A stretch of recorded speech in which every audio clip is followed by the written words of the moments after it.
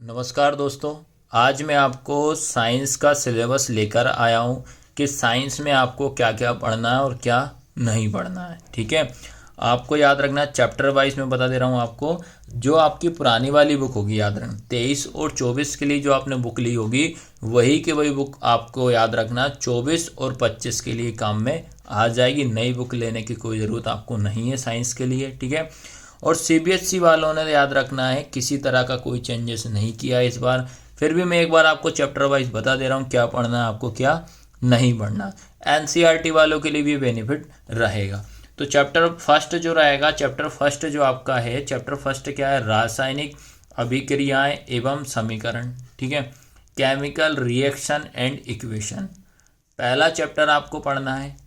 याद रखना पुराने वाले पैटर्न के हिसाब से याद रखना, जो पुराना आपका 23 और 24 में जो भी बुक रहेगी ना वही के वही सेम पैटर्न है। आपको नई बुक लेने की कोई आवश्यकता आपको नहीं है। उसके बाद अध्याय 2 पढ़ना है आपको। याद रखना क्या है? अम्ल, क्षारक और लवण, एसिड, बेस एंड सॉल्ट, ये पढ़ना आपको याद रखना। उसके बाद आता है आपका अध्याय 3। अध्याय 3 क्या है? चैप्टर 3 क्या है? धातु एवं अधातु, मेटल्स एंड नॉन मेटल्स, ये पढ़ना पड़ेगा। उसके बाद अध्याय आता है 4। अध्याय क्या है आपका? 4। थर्ड भी पढ़ना है, फोर्थ भी पढ़ना है।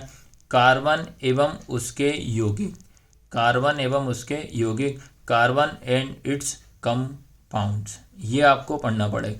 ये 4 के 4 चैप्टर जो हैं, ये वाले चैप्टर जो हैं ये आपके केमिस्ट्री वाले हैं, याद रखना है।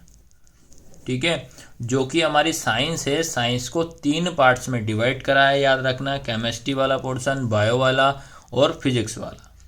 ठीक है, तो ये आपको याद रखना है। ये 4 चैप्टर जो हैं ये केमिस्ट्री वाले चैप्टर हैं। तो इस साल आपको ये 4 चैप्टर पढ़ना है। ठीक है, अब बात करते हैं बायो की। बता दे रहा हूँ आपको कि बायो में आपको कौन कौन से चैप्टर आपको पढ़ना है। तो सबसे पहला है अध्याय 5 जो है क्या है? जैव प्रक्रम, लाइफ प्रोसेस, याद रखना है। ये लाइफ प्रोसेस वाला चैप्टर आपको पढ़ना है।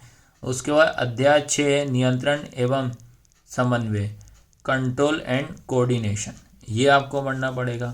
फिर अध्याय 7 जो है जीव जनन कैसे करते हैं, हाउ टू ऑर्गेनिज्म रिप्रोड्यूस, ठीक है, ये आपको पढ़ना पड़ेगा।